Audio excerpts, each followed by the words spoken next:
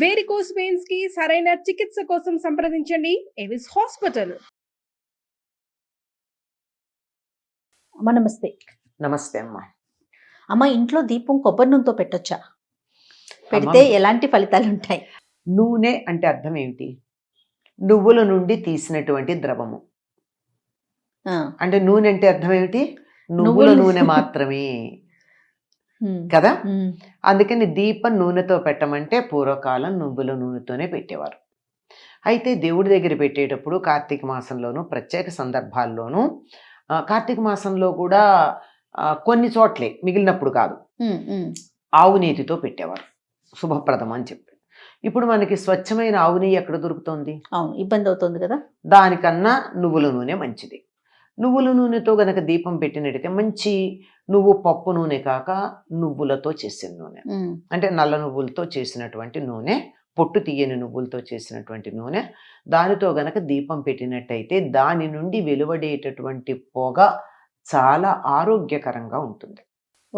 దగ్గరగా కూర్చుని ఒక అరగంట అటువంటి దీపం పెట్టి ఆ నూనె గనక పీలుస్తూ ఉన్నట్టయితే కొలెస్ట్రాల్ కూడా తగ్గుతుంది అని వైద్యులు చెప్పేటటువంటి మాట. అంటే ఇంట్లో అట్లాంటి దీపం పెడితే అసలు ఉన్న వాళ్ళకి తగ్గుతుంది, లేని వాళ్ళకి రాకుండానే ఉంటుందేమో. ఇంట్లో నువ్వుల నూనెతో దీపం పెడితే బాగుంది. నువ్వుల నూనె మాకు దొరకలేదు. దొరకనప్పుడు రెండవ ఆప్షన్ కొబ్బరి నూనె. ఈ కొబ్బరి నూనెతో దీపం గనక పెట్టినట్టయితే లక్ష్మీదేవి చాలా సంతోషిస్తుంది. ఆవిడికి ప్రీతిపాత్ర అంట. నువ్వుల కన్నా ఆవిడ కొబ్బరి నూనెతో పెడితే లక్ష్మికి సంతోషమని. అందుకని కొంతమంది శుక్రవారం నాడు నువ్వుల నూనెతో కాకుండా కొబ్బరి నూనెతో దీపం పెడుతూ ఉంటారు. ఎందుకంటే అమ్మవారికి ఇష్టం కాబట్టి, మాకు శుభం కలుగుతుంది అనే ఉద్దేశంతో. కాకపోతే గుర్తుంచుకోండి, ప్రధానంగా ఈ రెండూ కాక మిగిలిన ఏ నూనెలు పెద్దగా మంచివి కాదు. ఎందుకంటే వాటికి ఈ దేవుడి దగ్గర దీపం పెట్టినప్పుడు ఏ రకమైన ప్రయోజనం కావాలని మనం ఆశిస్తున్నామో అటువంటి ప్రయోజనం ఇవ్వగలిగిన శక్తి లేదు. కానీ నాకు ఇవాళ ఇంట్లో నువ్వుల నూనె అయిపోయింది, శనివారం నేను ఇప్పుడు ఎక్కడికి వెళ్ళి కొనే పరిస్థితి కాదు, కానీ దీపం పెట్టడం మానలేను నేను. అలాంటప్పుడు ఏ నూనె ఉంటే ఆ నూనెతో పెట్టచ్చు. ఎప్పుడు? ఇది అలా మరీ అత్యవసరమైనప్పుడు మాత్రమే. మన ధర్మశాస్త్రాలు ఏవి కూడానమ్మా ఇది ఇట్లా చేయకపోతే నరకానికి వెళ్ళిపోతాయని చెప్పలా. మనిషి వీలును బట్టి, సౌకర్యాన్ని బట్టి ఎన్ని రకాల ఆప్షన్స్ ఇస్తారో. ఆవు నెయ్యి శ్రేష్టం, అది దేశీయమైన ఆవు నెయ్యి.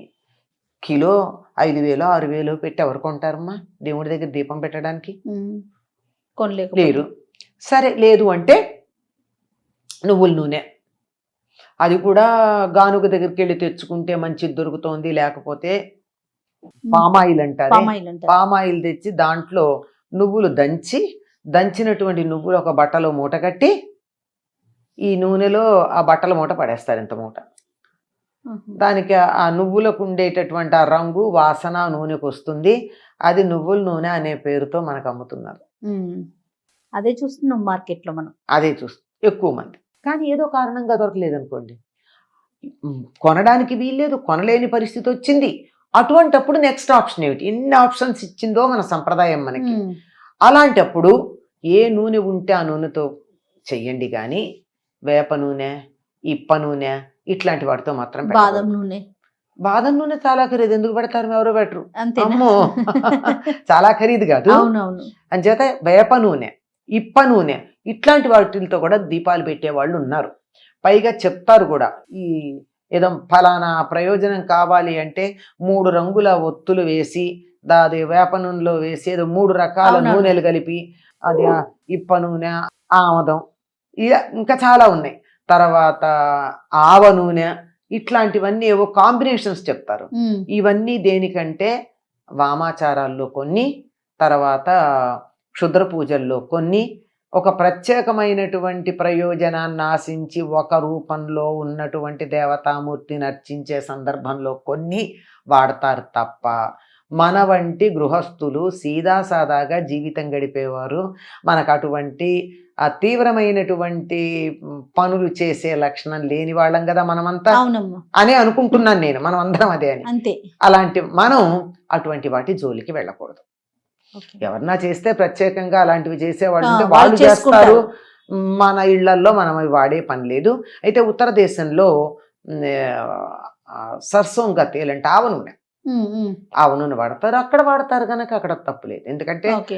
నువ్వుల పంట కన్నా అక్కడ అది బాగా ప్రధానం కనుక పండుతుంది కాబట్టి. ఆహారంలో కూడా అదే వాడతారు కదా ఆవ నూనె. అవునవును. అంచేత అది కూడా పర్వాలేదు అక్కడ ప్రాంతానికి సంబంధించి. మన వరకు మన మాత్రం దగ్గరికి మాత్రం వాడవలసింది నువ్వుల నూనె, లేదంటే లేని పక్షంలో కొబ్బరి నూనె. అది లేదు నాకు ఇవాళ ఇంట్లో దీపం పెట్టాలన్నటువంటి పరిస్థితి ఉంది, పెట్టకుండా ఉండలేను అంటే మనం వాడేటటువంటి మామూలు ఏదో పల్లి నూనె ఏదో ఉందో ఆ పూటకి మాత్రం వాడచ్చు. ఈ ఏదో ఫలానా ప్రయోజనం కావాలి అంటే 3 రంగుల ఒత్తులు వేసి దాది వేప నూనెలో వేసి ఏదో 3 రకాల అవునవును. నూనెలు కలిపి అది ఇప్ప నూనె, ఆమదం, ఇంకా చాలా ఉన్నాయి. తర్వాత ఆవ నూనె, ఇట్లాంటివన్నీ ఏవో కాంబినేషన్స్ చెప్తారు. ఉమ్, ఇవన్నీ దేనికంటే వామాచారాల్లో కొన్ని, తర్వాత క్షుద్ర పూజల్లో కొన్ని, ఒక ప్రత్యేకమైనటువంటి ప్రయోజనాన్ని ఆశించి ఒక రూపంలో ఉన్నటువంటి దేవతామూర్తిని అర్చించే సందర్భంలో కొన్ని వాడతారు తప్ప మన వంటి గృహస్థులు సీదాసాదాగా జీవితం గడిపేవారు మనకు అటువంటి తీవ్రమైనటువంటి పనులు చేసే లక్షణం లేని వాళ్ళం కదా మనమంతా అవునమ్మా, అని అనుకుంటున్నాను నేను, మనం అందరం అదే అని. అంతే. అలాంటి మనం అటువంటి వాటి జోలికి వెళ్ళకూడదు. ఓకే. ఎవరన్నా చేస్తే ప్రత్యేకంగా అలాంటివి చేసేవాళ్ళు ఉంటే వాళ్ళు వాళ్ళు చేస్తారు, చేసుకుంటారు. మన ఇళ్లల్లో మనం అవి వాడే పని లేదు. అయితే ఉత్తర దేశంలో సర్సోంగా తేల్ అంటే ఆవ నూనె, ఉమ్, ఉమ్. ఆవ నూనె వాడతారు. అక్కడ వాడతారు కనుక అక్కడ తప్పులేదు. ఎందుకంటే ఓకే. నువ్వుల పంట కన్నా అక్కడ అది బాగా ప్రధానం కనుక పండుతుంది కాబట్టి. ఆహారంలో కూడా అదే వాడతారు కదా ఆవ నూనె. అవునవును. అంచేత అది కూడా పర్వాలేదు అక్కడ ప్రాంతానికి సంబంధించి.